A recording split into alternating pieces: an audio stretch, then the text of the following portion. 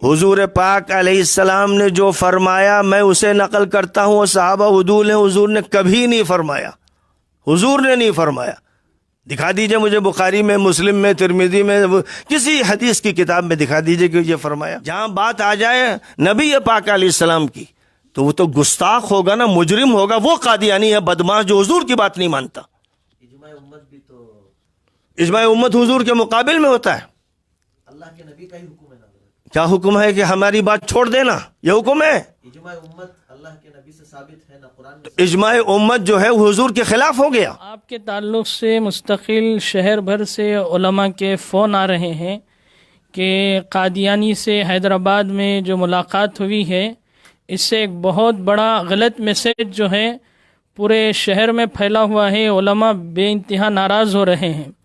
اور اس سے پہلے بھی کہ آپ کے تعلق سے یہ خبر بھی ہے کہ صحابہ کے تعلق سے تنقید کا جو مسئلہ ہے، اور اسی طرح قرآن مجید کی ترتیب کے تعلق سے بھی آپ کے جو بیانات آئے ہیں مستقل، یہ اس کے بعد اور یہ تیسرا مرحلہ جس کی وجہ سے مستقل علاقے میں نہیں بلکہ پوری ملک کی شخصیت ہے اور ملک میں آپ کا ایک مقام و مرتبہ ہے، اس کی وجہ سے علماء اور جمہور علماء جو متفق طور پر اس تعلق سے مسائل پیش کیے ہیں اور اپنے فتاوے دیے ہیں، تو ایسے مرحلے میں ہماری علماء کی طرف سے آپ سے خصوصی طور پر اس تعلق سے گزارش ہے کہ یہ کیا مسئلہ ہے اور کیوں پیش آیا، آپ اس کی وضاحت فرمائیں۔ بسم اللہ والصلاة والسلام علی رسول اللہ۔ جتنی باتیں آپ نے ذکر کی ہیں وہ سب الزامات ہیں، اور الزامات سے نہ انبیاء محفوظ رہے، نہ صحابہ محفوظ رہے، نہ اولیاء محفوظ رہے۔ ہر دور میں جب کسی سے دشمنی ہوتی ہے تو لوگ پھر نہ اخلاق دیکھتے ہیں نہ انسانیت دیکھتے ہیں، اور جو اسلام کا عدالتی نظام ہے کہ اگر کسی کے بارے میں کوئی بات ہے تو اس سے تحقیق کرنی ہوگی۔ جب تک آپ اس سے براہ راست تحقیق نہیں کریں گے تو آپ کوئی رائے قائم نہیں کر سکتے، اور اگر آپ کوئی رائے قائم کرتے ہیں بغیر اس کے کہ جو صاحب معاملہ ہے اس سے رجوع کریں تو یہ قرآن کی روشنی میں ظلم ہوگا، زیادتی ہوگی۔ اس پر ایسے لوگوں کی پکڑ ہوگی جو الزام تراشی کرتے ہیں، بہتان تراشی کرتے ہیں، جو اپنی طرف سے بات کرتے ہیں۔ میں ظاہر ہے کہ جو بھی کام کر رہا ہوں کھل کر کر رہا ہوں، کتابوں میں لکھ رہا ہوں، عربی کتابوں میں بھی، اردو کتابوں میں تقاریر کر رہا ہوں، اور اللہ تعالیٰ کا یہ فضل ہے کہ اتحاد العلماء المسلمین، پوری دنیا کا جو علماء کا اتحاد ہے اس کا ممبر ہوں، اس میں شریک ہوتا ہوں، اور قریب ہی میں اسی کے اجلاس میں ترکی جا رہا ہوں۔ جمعیت العلماء سے میرا بہت ہی گہرا تعلق رہا، مولانا ارشد صاحب سے میرا تعلق ہے، اور ابھی قریب ہی میں دیوبند جا کر میں مولانا ارشد صاحب سے ملا ہوں، اور رائے پور کے مدارس میں میرے ابھی خطاب ہوا 2-3 مہینے پہلے، اور حضرت مولانا اشرف علی تھانوی کے مدرسے میں اور خانقاہ میں میں تھانہ بھون حاضر ہوا، اور وہاں علماء سے خطاب کیا گیا، ان سے باتیں ہوئیں، سہارنپور گیا، دیوبند گیا، یعنی پورے علاقے کا دورہ کر رہا ہوں ماشاءاللہ۔ سب کے سامنے حقیقت واضح ہے کیونکہ انہوں نے میری چیزیں پڑھی اور میری باتیں سنی۔ تو مدرسہ مفتاح العلوم حضرت مولانا مسیح اللہ خان صاحب کا جو مدرسہ ہے رحمۃ اللہ علیہ، اس کے دور حدیث کے طلبہ سے ابھی میرا خطاب وہاں کے شیخ الحدیث نے کروایا۔ یہ ساری حقیقتیں ہیں، تو بنگلور والوں کو کیا ہو گیا ہے یا حیدرآباد والوں کو کیا ہو گیا؟ مطلب یہ کہ کسی شخصیت کو آپ 40 سال سے جانتے ہیں، اس کے بیانات ابھی یعنی روز مرہ کے اسی سفر کے دوران میرے جو بیانات ہوئے وہ بالکل واضح ہیں، اور باقی سیرت النبی پر اور خاتم النبیین صلی اللہ علیہ وسلم پر اتنے بیانات ہیں، اتنے طاقتور ہیں کہ جو بھی ختم نبوت کا انکار کرے وہ دجال ہے۔ اور میں نبی کی وہ حدیث سناتا ہوں کہ آپ نے فرمایا میرے بعد 30 دجال پیدا ہوں گے جو نبوت کا دعویٰ کریں گے۔ یہ ساری باتیں بار بار ذکر کرتا ہوں۔ اس کے بعد میں جہاں قیام کیے ہوئے ہوں وہاں پر لوگ آ جائیں جن کے بارے میں جانتا بھی نہ ہو، اور میں ان کو دیکھ کے سمجھوں کسی خانقاہ کے صوفی صاحبان ہیں، بڑی لٹوں کے، بڑی داڑھی والے، کون لوگ ہیں میں ان کے بارے میں جانتا بھی نہیں۔ وہ آ گئے ہیں اور وہ مجھ سے مل کے جا رہے ہیں، اپنے کتابچے انہوں نے دے دیے، تو ظاہر ہے کہ ابھی تو میں نے نہ کچھ پڑھا نہ میں ان کے بارے میں واقف، ان کو رخصت کر دیا گیا۔ بعد میں مجھے بتایا گیا کہ ایک تنظیم ہے، اس تنظیم سے ان کا تعلق ہے، اس تنظیم کا جو ذمہ دار ہے وہ غیر معتبر ہے، اور اس کے بارے میں طرح طرح کی باتیں ہیں، علماء اس کو خارج سمجھتے ہیں دین سے۔ تو میرا یہ کہنا تھا کہ یہ گمراہ فرقہ ہے، اس گمراہ فرقے کی ہدایت کا جو کام ہو سکے کرنا چاہیے، کیونکہ پوری دنیا کے انسانوں کی ہدایت کے لیے اللہ نے قرآن اتارا ہے، اپنے نبی پاک علیہ الصلاۃ والسلام کو بھیجا ہے، اور نبی صلی اللہ علیہ وسلم کا جو عمل تھا کہ آپ کافروں، مشرکوں، ملحدوں کے پاس جاتے تھے اور بات کرتے تھے، اور آپ کی مجلس میں کوئی بھی آ جائے، کافر ہو، مشرک ہو، کتنا ہی بڑا اللہ کے ساتھ گستاخی کرنے والا ہو، کبھی آپ نے اس کے ساتھ سختی کا معاملہ نہیں کیا، حسن سلوک کا معاملہ کافروں سے بھی کیا۔ یہودی آپ کے ہاں آتے تھے اور وہ آپ کو یعنی اس طرح سلام کرتے تھے کہ السلام علیکم، یعنی تجھ پر موت آئے، جس کی بنیاد پر ایک مرتبہ حضرت عائشہ صدیقہ رضی اللہ تعالیٰ عنہ نے پلٹ کر یہ کہہ دیا علیک السلام والموت واللعنت، تجھ پر موت آئے، تو ہلاک ہو، تجھ پر لعنت ہو۔ تو حضور نے منع فرمایا حضرت عائشہ کو کہ اس ضرورت نہیں تھی، میں نے جواب دے دیا، وعلیکا کہہ دیا، میں ان الفاظ کو نہیں دہراتا۔ تو آپ کا حال یہ تھا کہ جو منافق ہوتے تھے وہ آتے تھے، آپ ان کا بھی خیال کرتے تھے، یہودی آتے تھے ان کا خیال، کسی کے ساتھ بھی آپ نے درستی کا معاملہ نہیں کیا، حسن اخلاق کا معاملہ کیا اور دین کی دعوت پیش کی۔ یہ نبوی طریقہ کار ہے، اور نبوی طریقہ کار سے ہٹ کر جو طریقے اختیار کیے جاتے ہیں اس کا یہ نتیجہ نکلا ہے اس ملک میں کہ آدھی تعداد بریلویوں کی اور آدھی دیوبندیوں کی، اور دیوبندی ان کے نزدیک گستاخ رسول، اور ان کے نزدیک بریلوی مشرک، اور شیعہ اور سنی اور ان کے درمیان جھگڑے کہ وہ ان کو کافر کہتے ہیں، وہ ان کو کافر کہتے ہیں۔ پھر درگاہی ہیں جو اپنی شناخت اور کرتے ہیں، دوسرے حضرات اور کرتے ہیں۔ تو یہ جو امت کی حالت ہو رہی ہے، درگت بنائی جا رہی ہے، اس سے بچانے کی ضرورت ہے۔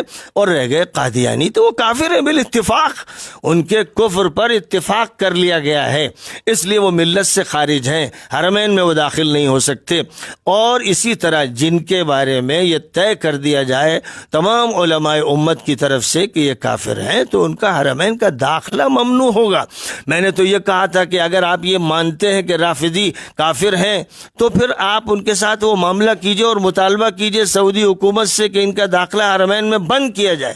لیکن کیا بات ہے، وہاں آپ خاموش رہتے ہیں جب کوئی بات آل سعود کرتے ہیں، جب اماموں کو قید کرتے ہیں، جب ان کے ساتھ ظلم کرتے ہیں، جب بدماشیاں کرتے ہیں تو آپ خاموش رہتے ہیں۔ اور جہاں بات بالکل حق کی ہوتی ہے کہ کوئی شخص ہماری قیام گاہ پہ جس کو ہم جانتے نہیں وہ آ گیا، تو آپ اس کو مسئلہ بناتے ہیں، ہم سے پوچھتے نہیں ہیں، اور جو لوگ وہاں موجود تھے ان سے پوچھتے نہیں ہیں۔ آپ الزام تراشی کیوں کر رہے ہیں؟ اس میں آپ کا کیا فائدہ ہو رہا ہے؟ آپ جھوٹ بول رہے ہیں، الزام تراشی کر رہے ہیں، آپ پر اللہ ناراض ہو رہا ہے، اور مجھے ڈر ہے کہ ایسے جھوٹوں پر اللہ کا عذاب دیر سویر آ کے رہے گا، کیونکہ در حقیقت یہ اسلام کو نقصان پہنچاتے ہیں، نبی کی تصویر بگاڑتے ہیں، قرآن و سنت کے خلاف عمل کرتے ہیں۔ میں جو کچھ بھی کر رہا ہوں، کرتا رہا ہوں، میں نے ترتیب نزولی کے اعتبار سے قرآن پاک کو مرتب کیا، جو قرآن پاک امام سیوطی نے بھی مرتب کیا، بڑے بڑے ائمہ نے مرتب کیا، اس کی ترتیب لکھی، اور جو قرآن پاک موجود ہے سورۃ الفاتحہ سورۃ الناس تک وہ میں نے شائع کیا، اس کی تفسیر شائع کی۔ تو جو یہ ساری چیزیں جو علمی طور پر ثابت ہیں وہ عمل کیا، اور میں نے بڑے بڑے علماء کی خدمت میں اس کو پیش کیا، اور وہ کوئی اعتراض کر ہی نہیں سکتے، کیونکہ جو پڑھے گا وہ اعتراض نہیں کر سکے گا، اس کو معلوم ہو جائے گا کہ علمی دلائل کیا ہیں، حقیقت کیا ہے۔ وہاں قرآن میں کوئی رد و بدل نہیں ہو رہا ہے، جو ترتیب علماء مفسرین نے لکھی ہے اس ترتیب کے اعتبار سے بھی ترتیب نزولی کو پیش کیا گیا ہے، اور بہت بڑے بڑے علماء نے ترتیب نزولی کے اعتبار سے قرآن پاک کی تفسیر بھی کی ہے۔ اور میرے نزدیک ترتیب نزولی میں امام سیوطی رحمۃ اللہ علیہ کی الاتقان پیش نظر رہی ہے، اس ترتیب کے اعتبار سے قرآن پاک کو پیش کر دیا تاکہ یہ معلوم ہو جائے کون سی سورہ کب اتری، مکی کون سی ہے، مدنی کون سی ہے، اور اس کے بارے میں مفسرین نے کیا فرمایا ہے، اس کو پیش کیا گیا ہے، اور اس کو تمام علماء نے قبول کیا ہے۔ لہذا میں بتا ہی رہا ہوں کہ دیوبند ہو، ندوہ ہو، فلاں ہو، اس پر کوئی گفتگو کر ہی نہیں سکتا۔ رہ گیا معاملہ صحابہ کرام کا، تو میں صرف یہ کرتا ہوں کہ نبی اکرم صلی اللہ علیہ وسلم کی جو حدیثیں ہیں کہ آپ نے حذیفہ ابن الیمان کو ان صحابہ کے نام بتائے جو منافق تھے، اور ام سلمہ رضی اللہ تعالی عنہا کو ان صحابہ کے نام بتائے، یہ فرمایا کہ بہت سے ایسے صحابہ ہیں جو مرنے کے بعد مجھے نہیں دیکھیں گے، میں انہیں نہیں دیکھوں گا۔ اور نبی پاک علیہ السلام نے فرمایا، یہ بخاری و مسلم کی روایتیں ہیں، یاد رہے، یہ فرمایا کہ حوض کوثر پہ جب میں موجود ہوں گا تو ایک تعداد بڑھتی ہوئی آ رہی ہوگی اور فرشتے اسے دھکے دے رہے ہوں گے، تو میں ان سے کہوں گا یہ میرے صحابہ ہیں، یہ میرے صحابہ ہیں۔ یہ الفاظ ہیں صحیح روایت کے، تو وہ فرشتے کہیں گے انک لا تدری ما احدثوا بعدک، اے نبی آپ کو نہیں معلوم کہ آپ کے بعد انہوں نے کیا کیا۔ تو یہ ساری حدیثیں اور یہ صحیح حدیثیں، اب ان صحیح حدیثوں کو میں پیش کر رہا ہوں، اپنی طرف سے ایک بات نہیں کہہ رہا ہوں، میری ساری کتابیں موجود، تقریریں موجود حوالوں کے ساتھ، بخاری میں یہ روایت کہاں ہے، مسلم میں یہ روایت کہاں ہے، ترمذی میں کہاں، نسائی میں کہاں، حاکم نیسابوری نے کہاں ذکر کی ہے، روایت کا درجہ کیا ہے، سب بیان کیا ہے۔ اب اس کے بعد کوئی جاہلانہ باتیں کرے اور وہ مخالفت کرے تو میں کہتا ہوں صاف طور پر کہ جو لوگ یہ باتیں کر رہے ہیں وہ منکرین حدیث ہیں، وہ منکرین رسول ہیں، وہ نعوذ باللہ رسول اللہ کی شان میں گستاخی کر رہے ہیں، کیونکہ رسول کی بات نہیں مان رہے ہیں۔ بات میری نہیں ہے، میرے باپ کی نہیں ہے، بات رسول اللہ کی ہے، اور وہ بات رسول اللہ کی امام بخاری نے بیان کی ہے، امام مسلم نے بیان کی ہے، ائمہ محدثین نے بیان کی ہے۔ اس کو بیان کرنے پر آپ چراغپا ہوتے ہیں، آپ کو رسول اللہ سے ناراضگی ہے، وہ حدیثیں کیوں نہیں سنتے آپ؟ تو میں پوری قوت سے ان حدیثوں کو پیش کرتا ہوں۔ آپ کے عقیدے کے خلاف ہے تو اپنے عقیدے کی خیر منائیے، لیکن آپ حدیثوں کو نہیں بدل سکتے، آپ حضور کی زبان بند نہیں کر سکتے صلی اللہ علیہ وسلم، اور وہ حضور خاتم النبیین ہے۔ قرآن کہتا ہے ما کان محمد ابا احد من رجالکم ولکن رسول اللہ وخاتم النبیین، محمد صلی اللہ علیہ وسلم خاتم النبیین ہے، اور آپ نے فرمایا لا نبی بعدی، میرے بعد کوئی نبی نہیں ہوگا، اور یہ فرمایا میرے بعد 30 دجال آتے رہیں گے، ان میں سے ہر ایک دعویٰ کرے گا کہ میں نبی ہوں، اور وہ جھوٹا مکار ہوگا۔ یہ میرے اتنے بیانات اور سب کو معلوم ہے وہ بیانات، اس کے بعد مجھ پر الزام لگایا جا رہا ہے کہ کچھ فقیر قسم کے، کچھ فقیر اور درگاہی ٹائپ کے لوگ ملنے آگے ہمارے مقام پر، جن کو ہم جانتے نہیں، بغیر اطلاع کے، اور ہمیں آج بھی نہیں معلوم کہ ان کے عقائد کیا ہیں، آج بھی نہیں معلوم، لیکن ایک انسان ہونے کے ناطے جیسے آدمی ملتا ہے اچھے اخلاق کے ساتھ، شرافت کے ساتھ، جو نبوی طریقہ کار ہے، نبوی طریقہ کار کو سامنے رکھ کر میں نے ان سے ملاقات کی، عام لوگوں سے۔ بعد میں مجھے معلوم ہوا کہ یہ فرقہ ہے جس کے بارے میں علماء کی رائے ہے کہ یہ ملت سے خارج ہے یا قادیانیوں کی طرح ہے، تو خدا کی 1000 لعنتیں ہوں قادیانیوں پر، 1000 لعنتیں ہوں ہر اس شخص پر جو نبی پاک علیہ الصلاۃ والسلام کی بات نہ مانے، اور وہ تمام لوگ جنہوں نے اہل بیت کو ستایا، حضرت علی کو جنہوں نے شہید کیا، حضرت عثمان کو شہید کیا، حضرت عمر کو شہید کیا، حضرت حسن کو زہر دے کے شہید کیا، حضرت حسین کو شہید کیا، وہ سب ملعون لوگ ہیں۔ یہ میرا کہنا ہے، پوری قوت کے ساتھ کہنا ہے۔ اس لیے اس طرح کی باتیں چھوڑ دیں، علماء زیادہ فتنے پیدا نہ کریں اور اپنے درمیان انتشار نہ پیدا کریں۔ ہماری طرف انتشار کی نسبت کر کے خود وہ انتشار کا کام کر رہے ہیں، خدا ان کی پکڑ کرے گا، وہ بچیں گے نہیں اللہ کے عذاب سے۔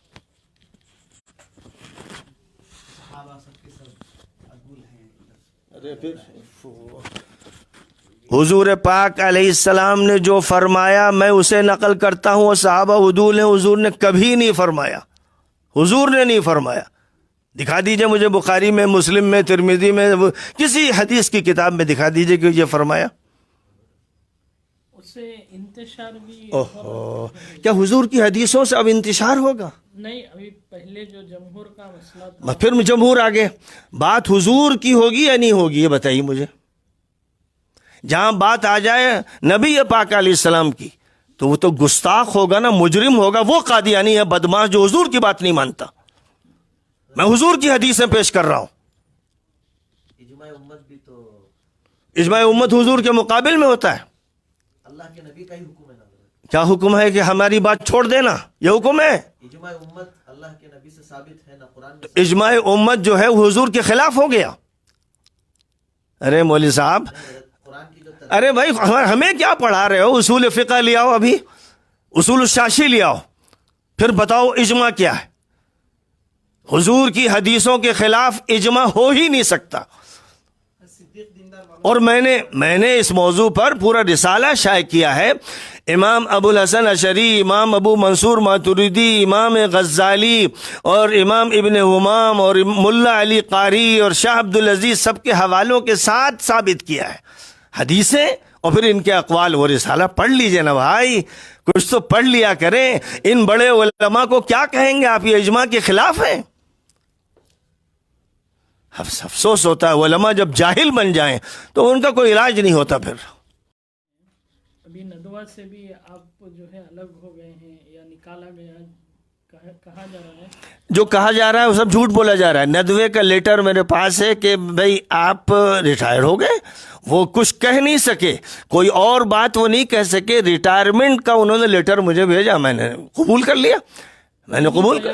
کو بنیاد بنا کر اگر ان کے اندر ہمت ہے تو وہ لکھ دیتے اس کو، اگر ہمت تھی تو وہ یہ لکھ دیتے۔ انہوں نے لکھا آپ ریٹائرڈ ہو گئے ہیں۔ اب اس کے پیچھے بہت سی باتیں ہیں، سیاست ہے، لیکن اب وہ یہ موضوع یہاں کا نہیں ہے۔ لیکن میں جو بات کہتا ہوں، جو بات بھی قرآن و سنت کی کہتا ہوں، ڈنکے کی چوٹ پہ کہتا ہوں۔ اور یہ مولوی یہ کہہ رہے ہیں، وہ یہ کہہ رہے ہیں، فلاں کہہ رہے ہیں، اس سے کچھ نہیں ہوتا، بہت کچھ ہوتا رہی۔ امام بخاری کے 5000 شاگرد تھے نیشاپور میں، ایک مفتی نے فتویٰ دے دیا، سب نے ساتھ چھوڑ دیا۔ معلوم ہے کہ نہیں آپ کو؟ معلوم ہے کہ نہیں؟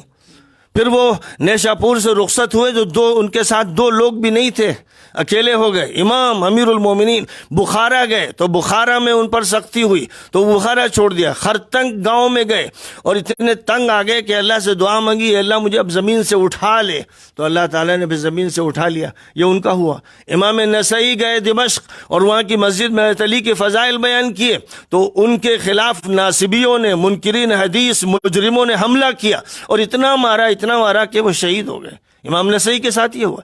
امام ابو حنیفہ نے حضرت زید ابن علی ابن حسین ابن علی ابن ابی طالب کی تائید فرمائی۔ ان کو جب انہوں نے بنی امیہ کے خلاف خروج کیا تو ان کا ساتھ دیا۔ تو جو ابن فہیرہ کوفے کا گورنر تھا بنی امیہ کا، اس نے امام ابو حنیفہ کو کوڑے مارے سر پر، جس سے سر پھٹ گیا۔ تو امام ابو حنیفہ کا جو مسلک ہے وہ میرا مسلک، انہوں نے حضرت زید کی تائید کی اور کوڑے کھائے۔ امام مالک نے حضرت زید کی تائید کی اور ان کے ہاتھ اکھاڑ دیے گئے، پھر وہ ہاتھ اٹھا نہیں پاتے تھے۔ امام شافعی نے تائید کی اہل بیت کی تو ان کو یمن سے گرفتار کیا گیا اور بغداد لایا گیا ہتھکڑیاں اور بیڑیاں پہنا کر۔ یہ ہمارے ائمہ ہیں۔ تو میں حنفی ہوں، امام مالک کی قدر کرتا ہوں، امام شافعی کی کرتا ہوں۔ امام احمد بن حنبل کو وقت کی حکومت نے جیل میں ڈالا اور کوڑے لگائے۔ چاروں ائمہ کے ساتھ یہ کیا گیا۔